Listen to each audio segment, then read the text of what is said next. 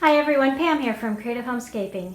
Today I'm going to see if I can recreate some beautiful candle rings that I saw on the Grandin Road website by using these Dollar Tree wired garland ties as the base of my project. So stay tuned.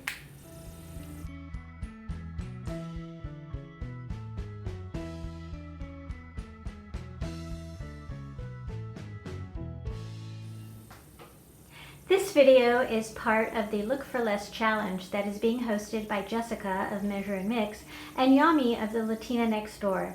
Please be sure to check out both of those ladies' channels as well as the playlist, which I'll have linked down below when it's available. Look in the description box for all of those links. And now on to recreating my Look for Less.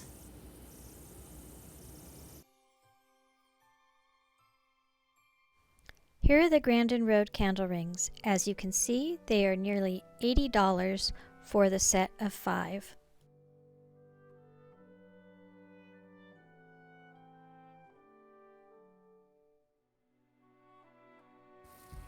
Here are the materials I'm going to be using for this project. Wired garland ties from Dollar Tree, Queen Anne's lace, also from Dollar Tree, some poinsettias from Dollar Tree. Then I have some florals that I already had on hand. I want this lacy part of it, so I am just popping off the yellow flowers. I think I got this bunch of flowers for around $1 as well. I have some extra greenery in case I need it that I just have had on hand. These bunches were also $1.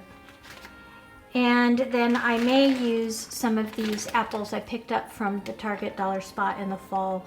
It was $3 for a package of 6, I believe. There's 2 packages in here, but I don't need all of those. So that's it. Let's get started. You might also need some pipe cleaners. These are green, so they match the greenery, and or some floral wire. I'll see as I go along. Wire snips and scissors. Plus your candle that you need to measure around. So I'm going to show you the process in sped up mode, just so it doesn't take as long. Here I am prepping all my materials. I'm separating the flowers into individual stems. And the Queen Anne's lace had 5 pieces per stem, but the poinsettias only had 4, so that's why you do need 2 bunches of them.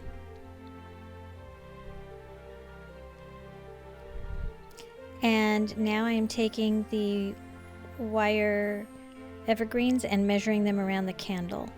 And what I did was make little U-shaped hooks on each end of the ring. Now I'm splitting some of them in pieces so that I can twist them around and create some more dimension. This is the first ring that I created, and as I went along I realized that there were probably better ways to do this, so towards the end of this section you'll see my more assembly line way to speed this up. Initially I was taking individual pieces of wire to wire each element onto the ring, and that was kind of time consuming. So then I started to cut longer pieces of the wire and then just progressively wrap that wire around each of the stems. The other thing that I did was I realized it was more difficult to wrap the wire around with it looped up like this, and so I eventually undid the ring until I had all of the pieces wired onto it. And I wasn't quite sure how I wanted to arrange all the greenery, so that's why you'll see me taking pieces on and off. Once I had the first one done, then I had a pretty good idea of how I wanted everything to look.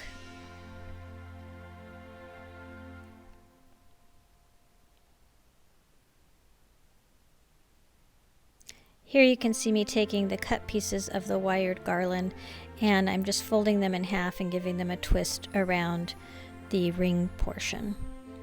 That's when I decided they were a little bit too small once I was wiring things on, so I went ahead and untwisted them to make them a little bigger. Now I'm adding in the florals, seeing how they look. You need to play this kind of by ear. I am sticking the apple there onto the spike of the lacy florals where I removed the yellow flowers. It just worked perfectly for attaching the apples.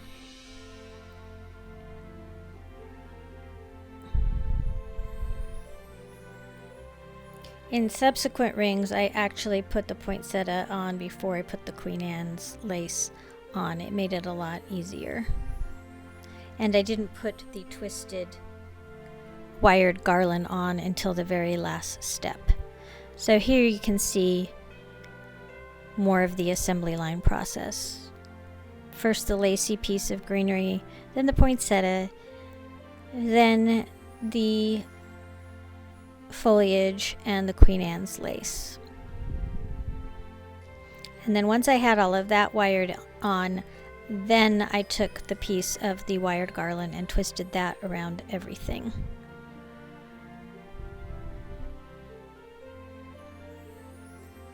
And then I proceeded to do the same thing on the other side. And then you'll see I hook the ends of the ring together eventually, and then I do one more wire piece around that. As I mentioned at the beginning, you could use pipe cleaners. I think the floral wire hides better. You could also use a zip tie at the back.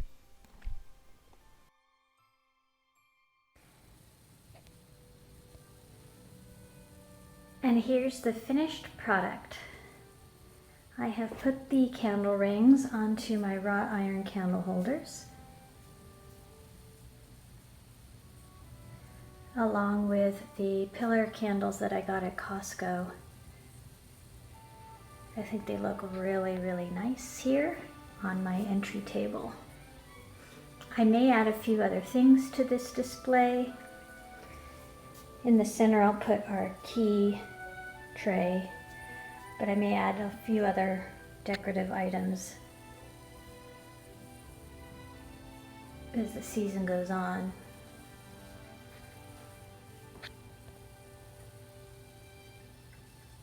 But I think they look very close to what the very expensive Ballard Design ones look like. I was able to put this together for just $1 because I had everything except the garland ties on hand. But if you were to do this with all new materials, I figured out that for the candle rings, not including the candles and candle holders, you would be able to spend about $10 at Dollar Tree to recreate this look for all 5 of the rings.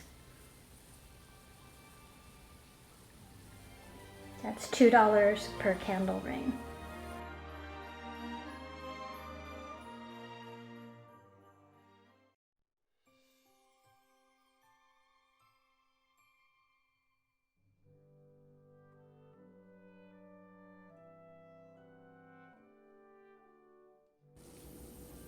So what did you think?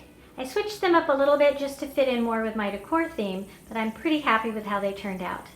Again, I would like to thank Yami and Jessica for hosting this challenge. Go check out their channels in the playlist. If you're new to my channel, I hope you'll consider subscribing by clicking on the link down below and also clicking the notification bell so you'll get notified when I post new videos. I do that several times a week with videos on how to creatively manage and decorate your home. And let me know in the description box down below if you think you might try to recreate this project. That's it for now. I hope all of you have a wonderful day. Take care.